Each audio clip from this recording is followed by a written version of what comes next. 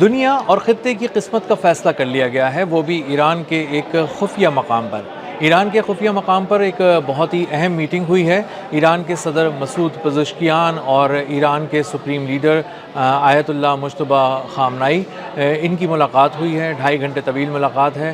کہاں ہوئی ہے، کس مقام پر ہوئی ہے، نہیں بتایا گیا۔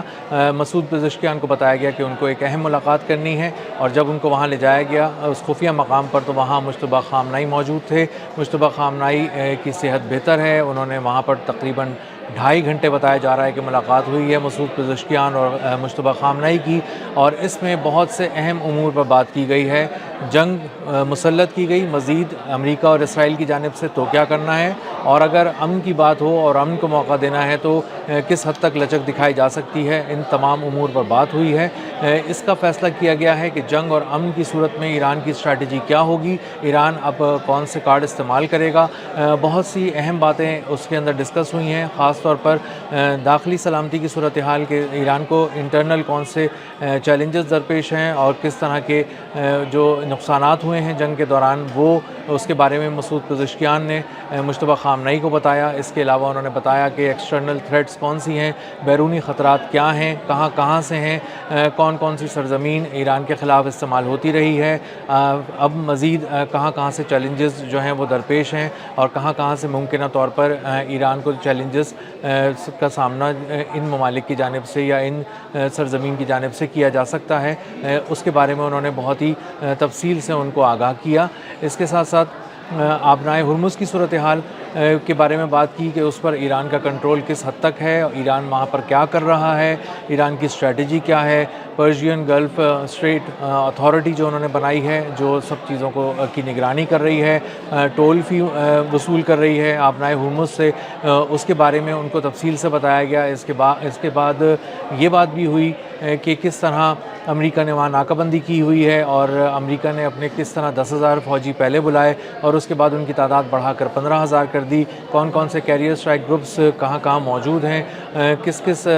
طرف سے خطے میں امریکہ جو ہے وہ اپنا زور بڑھا رہا ہے، اور امریکہ جو ہے اپنی گرفت مضبوط کرنے کی کوشش کر رہا ہے خلیج فارس اور خلیج عمان میں، اور کس طرح اس کی ناکہ بندی کو توڑا گیا ہے، کس طرح مؤثر حکمت عملی اور تدبر کے ساتھ اور بہت ہی پریسائز ایکشنز کے ساتھ اس کو کس طرح سے ناکام بنایا گیا ہے، اور اس حد تک ناکام بنایا گیا ہے کہ اب امریکہ کی ناکہ بندی کے نام پر فوجی تو موجود ہیں آبنائے ہرمز میں، لیکن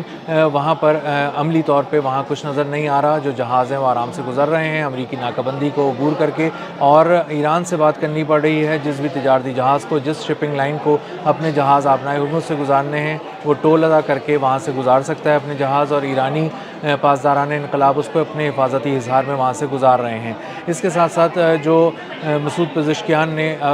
ڈیٹیل میں بتایا کہ کس طرح جو امن مذاکرات ہیں وہ اس وقت کس مرحلے پر ہیں، کون کون سے جو کردار ہیں، کس ملک کا اس میں کیا کردار ہے، اور ایران اس میں کس حد تک لچک دکھا چکا ہے، ایران نے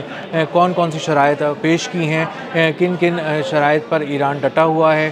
کن کن شرائط پہ اس نے نرمی دکھائی ہے، اور امریکہ کا کیا کہنا ہے، امریکہ کی شرائط کیا ہیں، یہ بھی سب کچھ تفصیل سے مجتبیٰ خامنائی کو بتایا گیا، اور بتایا گیا کہ ہمارے پاس اب مزید کتنا روم ہے، ہم کتنی گنجائش دے سکتے ہیں مذاکرات میں، کتنے معاملات پہ نرمی دکھا سکتے ہیں، کن معاملات پہ ہمیں ابھی مزید مضبوطی سے جمے رہنا ہے۔ تو مجتبیٰ خامنائی نے ان تمام جو بریفنگ ہے اس کو سنا، اس کو سمجھا، اور اس کے بعد انہوں نے ضروری ہدایات دی مسعود پزشکیان کو، اور بتایا کہ آپ دو ٹوک الفاظ میں دشمن کے لیے ہمارا پیغام یہی ہے کہ ہم ڈٹے رہیں گے اور بالکل بھی نہیں جھکیں گے، اور ایران کی جو خود مختاری ہے اس پہ کوئی سمجھوتا نہیں کیا جائے گا۔ اسی کے ساتھ مجتبیٰ خامنائی نے اس بات پر بھی زور دیا مسعود پزشکیان کے ساتھ ملاقات میں کہ کوئی بھی قوم اس وقت تک ڈٹی رہتی ہے جب تک کوئی بھی فوج اس وقت تک کامیاب ہوتی ہے جب تک اس کی قوم اس کے ساتھ کھڑی ہوتی ہے۔ ایرانی قوم کی طرف سے ایرانی پاسداران انقلاب کے لیے، اپنی فوج کے لیے یہ پیغام ہے کہ ہم آپ کے ساتھ کھڑے ہیں، اور ہم کسی بھی صورت آپ کا ساتھ نہیں چھوڑیں گے، اور ہم کسی بھی طرح کسی بھی جارحے کو اس ملک کی مٹی لے جانے نہیں دیں گے، اس ملک ملک میں قدم رکھنے نہیں دیں گے اور بھرپور انداز سے ایرانی قوم اپنی فوج کے ساتھ کھڑی ہے اور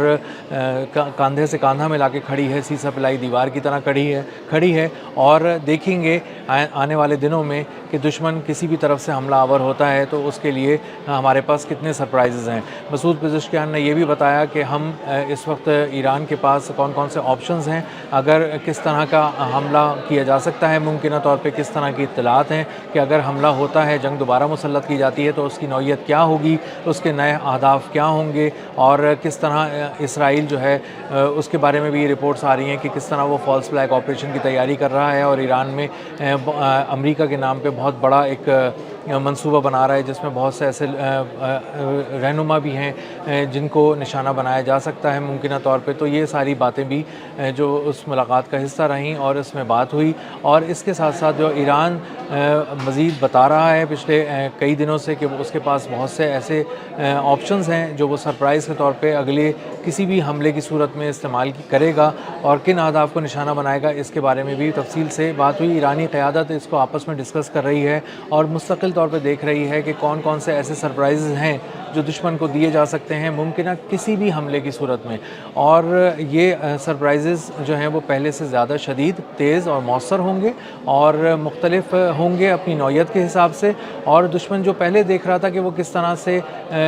وہ کہاں کہاں چوٹ کھا چکا ہے، تو اب وہ چوٹ جو ہے وہ کچھ جگہوں پہ تو دوبارہ دی جائے گی، لیکن بہت سی جگہیں ایسی ہوں گی جو خود دشمن نے بھی نہیں سوچی ہوں گی کہ کس طرح سے ایران اس کو اٹیک کرے گا اور کس طرح اس کو نشانہ بنائے گا۔ اور ظاہر ہے کہ وہ اگر کچھ نئی چیز کرنے جا رہے ہیں تو یہ امریکہ کے لیے بھی ایک الارمنگ سچویشن ہے، اور اسی لیے ڈونلڈ ٹرمپ پریشان نظر آتے ہیں، اسی لیے وہ جھجکتے ہوئے نظر آتے ہیں اور وہ کسی نئی جنگ میں اسی لیے کودتے ہوئے نظر نہیں آ رہے ہوتے کیونکہ اب خلیجی ممالک بھی ان کا ساتھ نہیں دے رہے ہیں، اور خود سعودی عرب نے بھی ان کو شٹ اپ کال دی ہے، بہت واضح الفاظ میں کہا ہے کہ ہم اپنی زمین کسی بھی پروجیکٹ فریڈم کے لیے استعمال نہیں کرنے دیں گے، اس پروجیکٹ فریڈم کے نام پہ جس میں آپ کہہ رہے ہیں کہ ہم ابنائے ہرمز سے جہازوں کو نکالیں گے، اور آپ کی حالت یہ ہے کہ آپ ایک دن گزرنے کے باوجود بھی بمشکل 2 جہازوں کو کہہ سکے کہ تم یہاں سے گزر جاؤ، اور اس کے لیے جو قیمت آپ کو ادا کرنی پڑی وہ ایک ایسے اپنے جنگی جہاز کی صورت میں ہے جس پہ ایک میزائل آ کے لگا اور اس پہ آگ بھڑک اٹھی اور اس کو وہاں سے ابنائے ہرمز کے قریب سے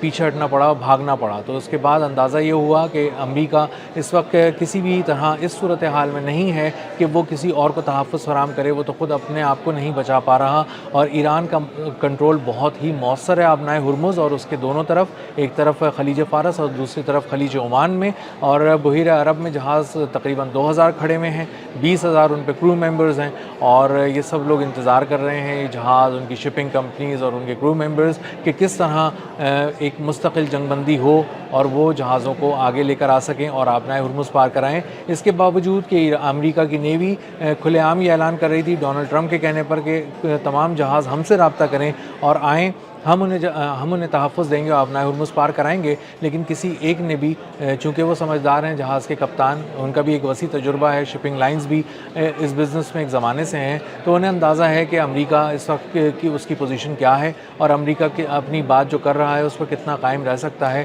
اور اسی لیے کسی نے بھی اس پہ عمل نہیں کیا اور اپنے جہازوں کو انہوں نے ابنائے ہرمز سے دور ہی رکھا۔ ایک ویسل آیا تھا 2 دن پہلے قریب آیا، اس پہ ایک آگے پروجیکٹائل لگا جس کو کروز میزائل بھی کہا جا رہا ہے، اور اس میں آگ لگ گئی، کچھ جو اس کے کرو ممبرز ہیں وہ زخمی ہوئے ہیں۔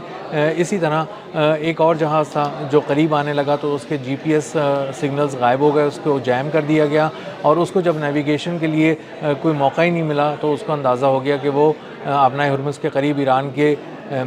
اثر میں آ چکا ہے اور وہ اس کے ساتھ ہی واپس پلٹ گیا۔ تو ابنائے ہرمز پہ جو کنٹرول ہے، جو گرفت ہے ایران کی، وہ واضح طور پہ مشتبہ خامنہئی کو بتائی گئی ہے۔ مسعود پزشکیان نے براہ راست بتاتے خود ان کو بریفنگ دی ہے اور ان کو بتایا ہے کہ ایران کی اسٹریٹجی پہلے کیا رہی، اب کیا ہے اور آگے کیا ہو سکتی ہے، اور ان تمام جو اسٹریٹجیز ہیں، حکمت عملیاں ہیں، ان کو سن کر مشتبہ خامنہئی نے اطمینان کا اظہار کیا، اور مشتبہ خامنہئی نے یہی پیغام دیا کہ دشمن کو یہ واضح طور پہ بتا دینا چاہیے کہ ہم جھکیں گے نہیں، ایران نہیں جھکے گا، ایران اپنی فوج کے ساتھ کھڑا ہے، ایران کے عوام اپنی فوج کے ساتھ کھڑے ہیں اور کسی بھی قسم کے دباؤ کو یکسر مسترد کرتے ہیں، اور کسی بھی دباؤ میں اگر کوئی جلد بازی میں ہم کوئی ایسا قدم نہیں اٹھائیں گے جو ایران کے مفاد کے خلاف ہو. تو یہ آج کی ایک بہت اہم ملاقات ہے، اور اس سے یہ بھی پتہ چل گیا ہے کہ 2.5 گھنٹے طویل ملاقات میں اگر مسعود پزشکیان اور مجتبیٰ خامنہئی آپس میں گفتگو کر رہے ہیں، بات چیت کر رہے ہیں اور بہت اچھے اور خوشگوار ماحول میں کر رہے ہیں، تو اس کا مطلب یہ ہے کہ مجتبیٰ خامنہئی سے متعلق جو افواہیں پھیلائی گئیں کہ ان کی صحت اچھی نہیں ہے، ان کی صحت خاصی بری ہے، وہ اب اس قابل نہیں ہیں کہ بات کر سکیں، اور وہ اس قابل نہیں ہیں کہ کسی طرح کی ہدایات دے سکیں، یہ ساری افواہیں آج دم توڑ گئی ہیں. آج کی ملاقات ایک انتہائی غیر معمولی ملاقات تھی، انتہائی اہمیت کی حامل تھی. آج یہ بات طے کر لی گئی ہے کہ کس طرح ایران اپنی آئندہ آنے والے دن ہیں اس میں اس کی حکمت عملی کیا ہوگی، امن کی صورت میں بھی، اور اگر جنگ مسلط کر دی جاتی تو اس کی صورت میں بھی. اور دشمن کو بھی آج ایران کے خفیہ مقام سے دو ٹوک پیغام چلا گیا ہے کہ اگر بات کرنی ہے تو امن کی کرنی پڑے گی، اور اگر جنگ مسلط کی گئی تو منہ توڑ جواب ملے گا، سرپرائزز ملیں گے اور ناقابل تلافی نقصان اٹھانا پڑے گا. اب تک کے لیے اتنا ہی. ملتے ہیں اگلے ولاگ میں کسی نئی خبر، کسی نئے تجزیے اور نئے زاویے کے ساتھ. اللہ حافظ.